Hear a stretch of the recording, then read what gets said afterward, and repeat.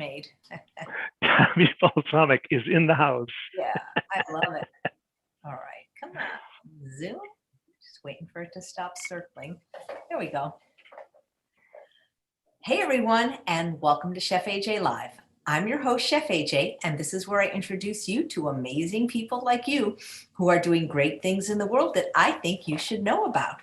If you watch my show regularly, you know that the first Tuesday of every month, we feature Thomas Allen, the owner of California Balsamic Vinegar, where he demonstrates 3 recipes that were submitted by you, the viewers. And if your recipe is chosen, you win 2 free bottles of California Balsamic, my favorite vinegar, in the flavor of your choice.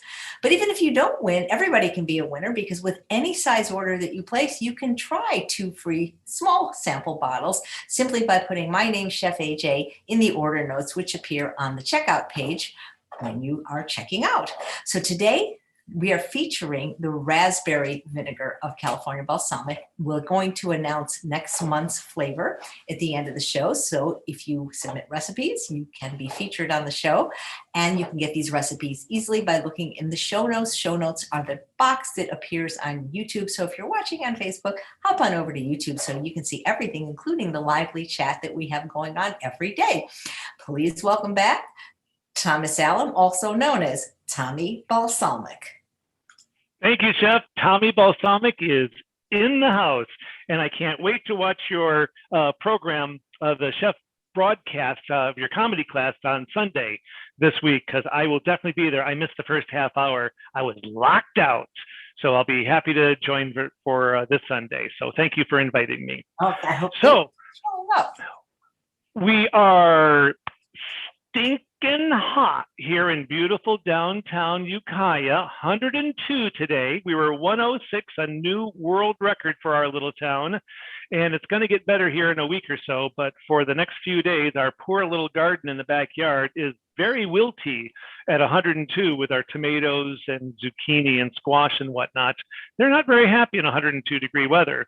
So we're just going to give them some nice water and make them happy. In the meantime, we're going to try and make our SOS Free friends happy with some fun recipes. And I will tell you, Chef, the recipes that we have today are really good ones.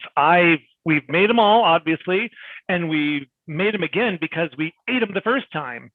So the first recipe is a mini raspberry oat muffins, and super simple and with fresh ingredients, killer good. Starting off, preheat your oven to 350 degrees.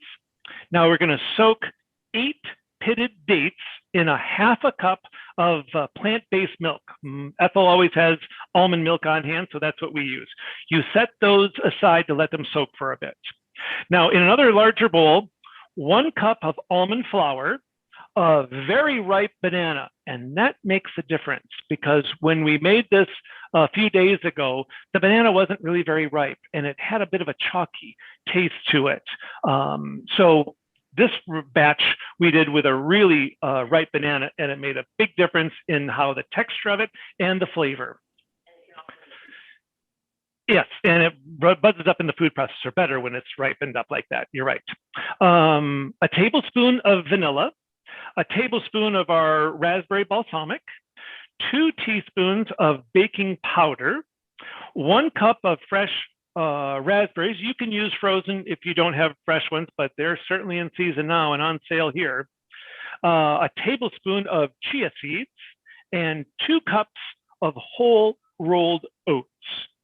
Now, in the food processor, blend together the almond flour, the ripe banana, vanilla, the balsamic, the baking powder, dates with the plant-based milk, and the raspberries.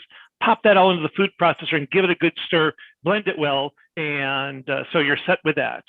Now, in a separate large bowl, you've got your chia seeds and the whole rolled oats.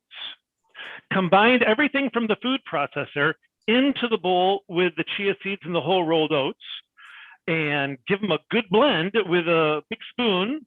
And now that you've got your small little muffin tin, whether they're silicone or not, they came out really easy. We do not have a silicone muffin tin, and it came out really, really well. Take a spoonful of the mix pop it right into the little muffin tin out there. Here's the one that we used. So obviously not too terribly big, and it made a dozen. So we did, this made, how many did it make there? 2 dozen? So it made 2 dozen of these little mini ones. So you can easily make them, if you had a little bit bigger one, that's fine, and cook them for a smidgen longer. But it was 20 minutes at 350, and we just checked it with a toothpick. It came out clean, ready to go. We took the other half of these to work this morning, and within an hour, they were all gone. And the employees at work said, this was one of the best easy muffin dishes that we've ever come up with. And so big hit at our place. We'll take these to work this afternoon, and they will all be gone. So make 2 or 3 dozen if you're going to have a little family gathering anytime in the near future. So that's our first recipe. Wonderfully simple. You can really taste the raspberries because the balsamic and the fresh raspberry is a double knockout punch. So that's why that's a really good one.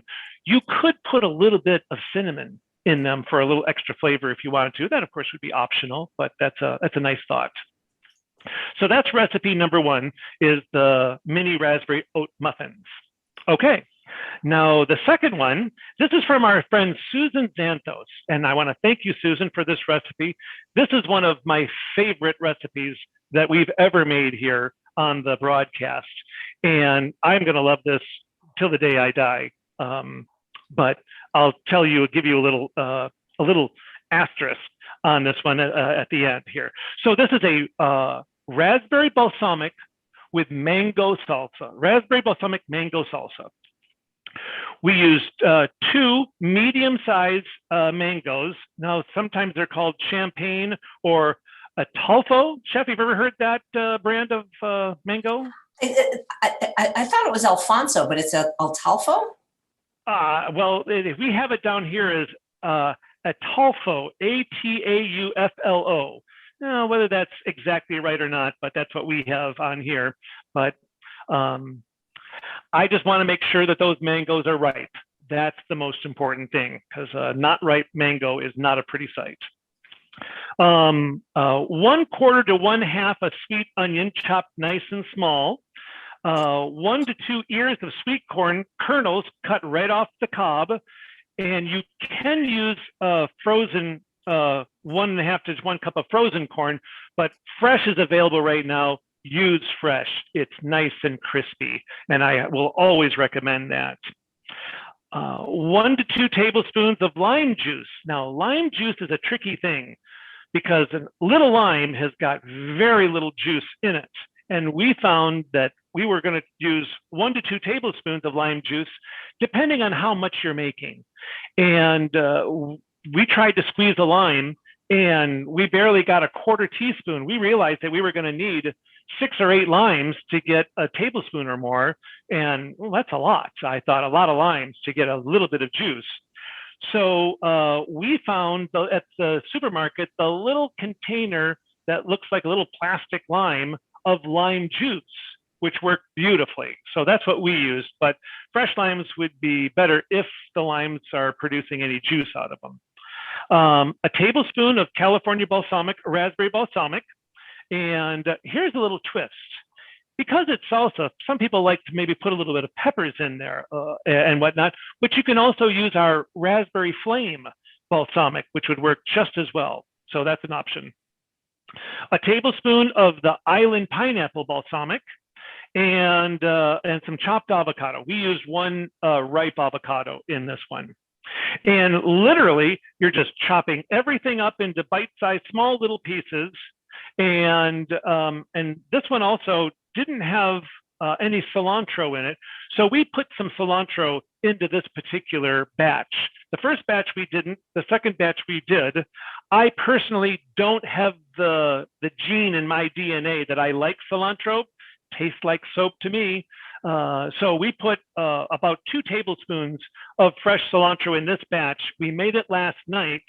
Today, it's not near as strong a cilantro flavor as it was last night. And I like this one a lot better because I don't much care for cilantro. So this batch, now that it's a day old, is calmed down as far as cilantro goes. And here's a nice little twist that you can do, is that this is a nice little plate of some kidney beans and rice, and to take a nice big dollop of the salsa to put on there for that. That is my lunch today, and that is going to be 100% delicious. So that's a great, easy recipe. Again, only a handful of ingredients. Oh, my darling bride Ethel also suggested that with the beans and rice, you could put that into a lettuce wrap, and then the big dollop of salsa in there, and you can make several of those. So that's a nice little twist on it as well, if you've got the lettuce wrap. So easy squeezy. Chef, shout out if there's any questions that come along the way. Well, there was one question where to order, so I'm putting that in it's in the show notes, but I'm putting it in the chat right now. Buenolicious. That's super easy. So we like that one. Now, at this point of the broadcast, I'm going to continue the story here for just a minute. We left off in Korea on my trip around the world to go to my high school reunion back in 1985. And I left Korea to bounce over to Hong Kong just because it was on its way. You need to visit Hong Kong once in your life if you're in Asia, because it's just an absolutely fabulous city. When you fly into Hong Kong 30 years ago, you flew into Kowloon, which is right across the water from Hong Kong Harbor. And the airport is right there in downtown Kowloon. You had high-rise apartment buildings less than 500 yards away from the airport. So I can't imagine an international airport with flights landing and taking off every few minutes and living literally within a half a mile of the thing. You could actually see laundry on the balconies of these high-rise apartments. And then I went into Hong Kong simply to buy an airline ticket to go from the capital of India, New Delhi, over to Kathmandu, Nepal. And when I did that, I got sick and had a couple days with a head cold in Kathmandu, because I knew that I needed to be healthy when you're flying out. Chef, have you ever flown with a head cold? Because you do a lot of flying. I've flown, yes. It's not very comfortable, is it? Oh, your ears don't pop. You can really damage your ears. And many years ago, traveling and up with people, I took 2 flights on one day with a nasty head cold. And my second flight, my ears never popped going up or coming down. It took about 4 days for my ears to equalize. And I had instant headaches every time I bent over. So I knew that I didn't want to experience that again. So I stayed in Kathmandu a few days longer just to recover. While I was recovering, I met a young lady who was Canadian, and she was going to be going to a village for 3 days and 2 nights, staying with a family in this little village in Nepal. And she said, Thomas, would you like to come with me? We're going to stay at this guy's house for 3 days. I said, what an adventure. Let's go. So we walked for 5 hours through a lot of rice paddies and other little small villages to his village. He was Brahmin in India, and the caste system. Brahmin is the highest level, and those families who are Brahmin were the only ones allowed to have tourists staying at their homes. So we stayed there for $5 a day. That included meals and lodging. Now, lodging was this little tiny storage that was only 5 feet tall, and it was completely filthy, but it was okay. We just had our sleeping bags on these little bunk beds. And at one point, her name, my friend's Canadian friend's name was Kathy. She said she was deathly afraid of rats. And as she was telling me the story about how afraid she was, a rat walked on the ceiling of the thing. There was an opening in the ceiling of the little storage shed that we were staying in, and a rat walked across the open area, slipped, and almost fell on her head. I never told her that she was so close to having a rat actually fall on her, because she just wouldn't have stayed. She would have left immediately.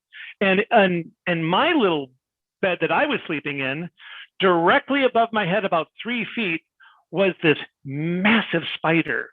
And I just said, I'm going to leave it alone. It's not going to bother me if I don't bother it. And so for the 2 nights staying there, I looked only 3 feet above my head was this huge spider. And for years after that, I had nightmares about spiders, and waking up in the middle of the night thinking there were spider webs going from the corner of the room to my bed, and I would get out of bed, going through the foot of the bed to go around to turn on the light so I could look at this spider. And of course, as soon as I turn on the light, there's nothing there.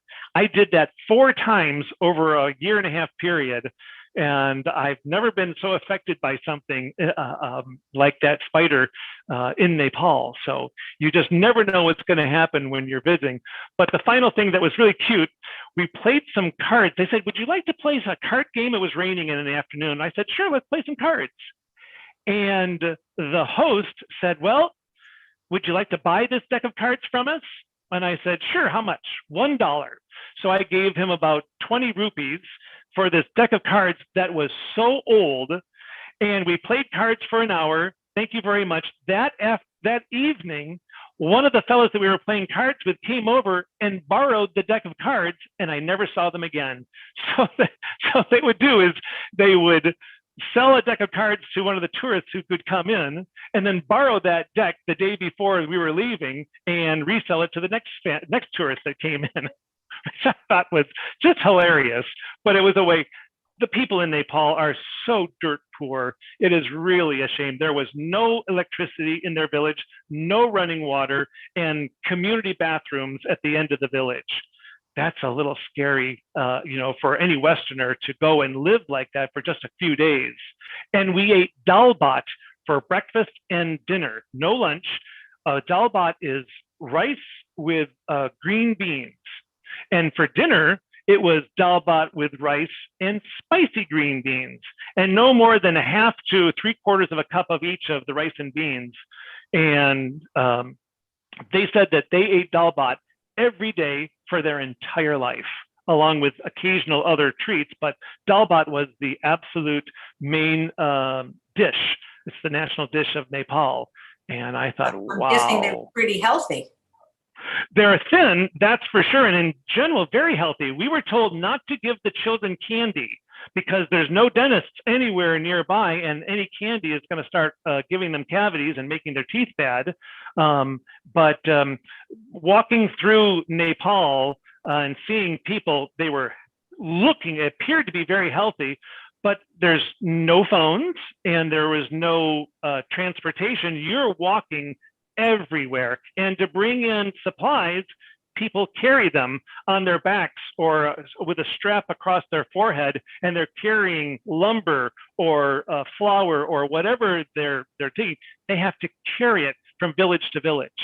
It's an extraordinary experience to see a village that's several hours away from, the real big city of Kathmandu.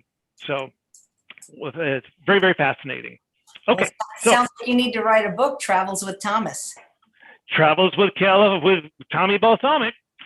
So our last recipe here is something that is really wild.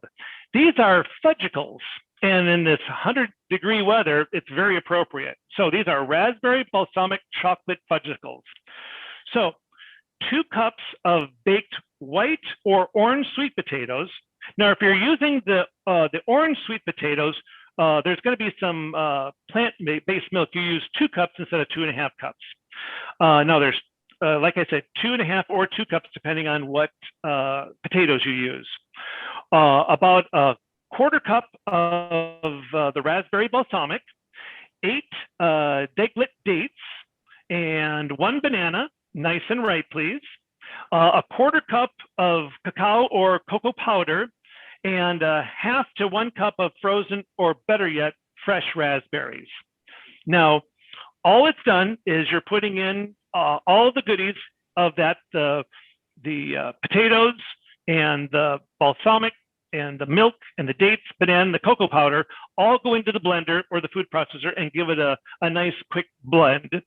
And then at the very end, put in the raspberries and give it just a nice slight blending. So they're not completely ground up pureed. There's still little bitty chunks in there. And blend that all up. And now with your pitcher, we simply put the little Fudgesicles into little 3-ounce Dixie cups. And we found that to take the paper off the Dixie cups, what we did was we simply made several little small cuts around the very top of it, and then you can just simply peel off the tops of these, and they'll just peel. Surprise! That bad boy peeled out.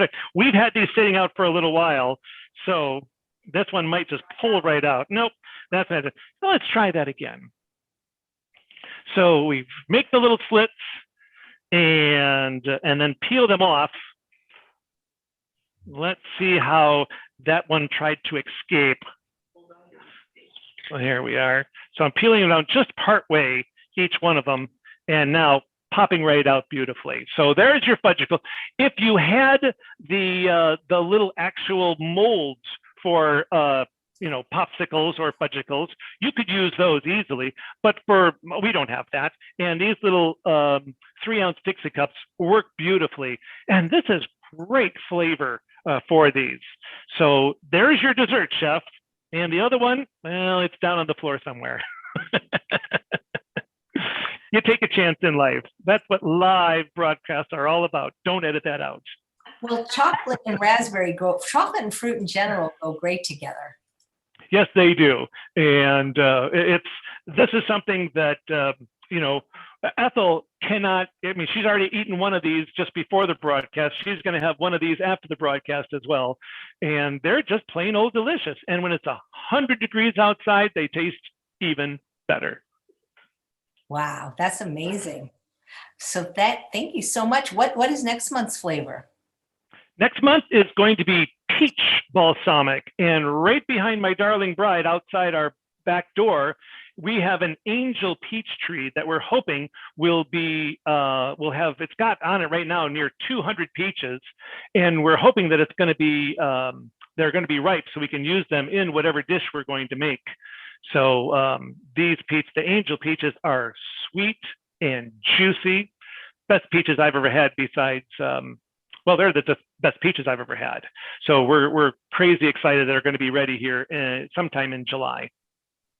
Wow. Are you able to show us your garden? Well, we're hoping we're going to just take this whole thing, and I'll be showing the backyard of next month. We're going to see how bright it is because it's really bright out there right now. And we're going to just turn the camera and I'll face the opposite direction. So you'll see the peach tree right outside our back door next month. Oh, so we have to wait till next month. That's good. Then they'll have to come back. And how do people submit recipes? Oh, send us a recipe at orders@californiabalsamic.com.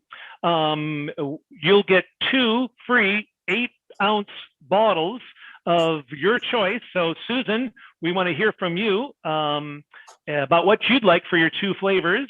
And the young lady who we sent an email to the young lady who gave us the Fudgesicle recipe. I'm not sure her first name. So we'll find out what that is. And we'll be sending her 2 bottles as well. So it's a wonderful thing. And send it to us at orders@californiabalsamic.com. Easy squeezy. Wonderful. Well, thank you so much, Thomas. I love these presentations that you do every month. Quick and easy, Chef. They are wonderful. We love them as well. Thank you for offering it. Yeah, and if people haven't seen it, last week we did a presentation for the practice of my lifestyle medicine physician, Dr. Wayne Dysinger, and he allowed us to put that on YouTube so people can get 12 wonderful recipes using California balsamic vinegars. They were fun to do, Chef, and you were classic. I loved your the little spot out there where you were dicing or trying to use the mandolin with the cucumbers, and they were just shooting right over the bowl. They were flying everywhere. Yeah, you got to watch that. And I did all 12 recipes in 59 minutes, and that was with chatting. And I was afraid that Charles was going to get hit by one of those pieces of cucumber out there. And you know, I can't remember what combination I used, but I think I mixed and matched. I sometimes like I'm a vinegar alchemist, but they're delicious, those marinated cucumbers. Oh, good. Glad to hear that. I think, yeah. So that's, anyway, it's crazy easy. And thank you for teaching me about macerating fruit, because I just did not know what that meant. I always thought that macerating was just mushing them up into a paste and didn't realize it was just soaking the fruit. So thank you for the education. Any liquid will do it, but why not use California balsamic? Because then you get you get the juice and you get the wonderful sweetness. Any new recipes, any new flavors that the viewers may not be aware of are on your website now, or that may come out soon? Not soon. We're going to have the cucumber balsamic in a few months, and our friend Nick is going to send us some sun-dried tomato powder. We're going to start experimenting with sun-dried tomato powder and make that up later on this year as well. So that's exciting. And we have experimented with the vanilla powder, but I'm afraid that has to sit for a couple of months. It gets better with time as the vanilla it marries it with it. As do we get better with time. Yeah. So true. So those are flavors that we're experimenting with now, and they'll be happening in the future. So all is good. And we always love to hear from anyone about what flavors that we should do. And please put in reviews for whatever flavors that you like. Leave a review in our box. We lost all of our reviews, when we changed the website. We had 1,500 and now we have about 150. So we're getting there, but it's going to take years to get as many as we had before. So please leave a review for whatever flavor you like in there, and that will help. That is such a shame. Maybe you should, every time you send an order out, maybe remind people, put a little thing in. Yep. We will do that. So all is good. Thank you, Chef. Well, thank you. And next month, we're just like Tuesdays with Thomas, we're going to have Nick from Local Spicery have a once-a-month slot. We're looking at maybe the second Friday of the month, but he doesn't have any name that rhymes with a day of the week, All right, we'll have to work on that for Nick. Yeah, he's a good guy. He was thinking of spicing up Saturday, but sometimes I have my class on Saturday. So I just, if anybody can think of a good name for the show with Nick DeVoren is his name, Local Spicery. Looks like it's going to be on a Friday. So yeah, maybe we can have a contest for that. I love contests. Good. Chef, I'll look forward to seeing you on Sunday on your comedy class this week. Great. Thank you. Anybody watching will just please be on my mailing list, chefaj.com, because that's where we send out all the good stuff. So thanks so much, Thomas. And thanks everyone for watching another episode of Chef AJ Live. Please come back tomorrow when my guest is Dr. Arti Surya, and she's going to be talking about the ultimate sleep hacks to up your sleep game. Do you have problems sleeping, Thomas? I do not generally, because I am tired at the end of the day, and I'm up at go to bed at 10:30 and up at 6 every day. So yeah, that's me too. Yeah, about 10 to 5 or 10 to 6. Yeah, we're on the same sleeping schedule, so I won't be calling. I won't be calling you in the middle of the night for my balsamic emergencies. We have people calling in the middle of the night. That's why I leave my phone in the kitchen, so it's far away, because it woke me up many, many times over the years. That's your fault, Chef. Your fault. You know what? I think I need to get you that fudgicle maker, because if you're going to make that recipe, it's so easy with the silicone molds. Got it. All right. They won't pop out, will they? When you take them out. No, what you do is you just turn it upside down. You kind of push, and it's really easy. I think I'm going to get you a pair, or it's not a pair. You rock. Yeah. Thank you, Chef. I look forward to seeing you. And thanks, everybody.